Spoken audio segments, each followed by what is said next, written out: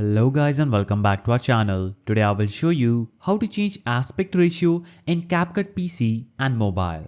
So in order to do this, first of all, open the CapCut application. Then simply you'll have to open your project. Then you will see your clip appearing. So make sure it is in the timeline. Click on your clip and you will see the ratio button appearing just at the bottom of this media player. So you'll have to click on the ratio icon and choose any kind of ratio that you want. You can also click on custom and add a custom ratio here.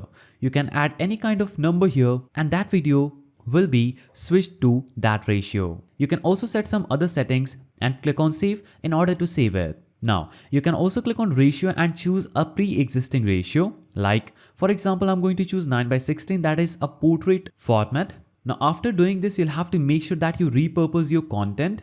Like, you'll have to reframe your subject to make sure it appears in the middle, not somewhere else. So always make sure that you track your subject and repurpose it accordingly, because it isn't automatically that you set the aspect ratio and the subject will be set accordingly.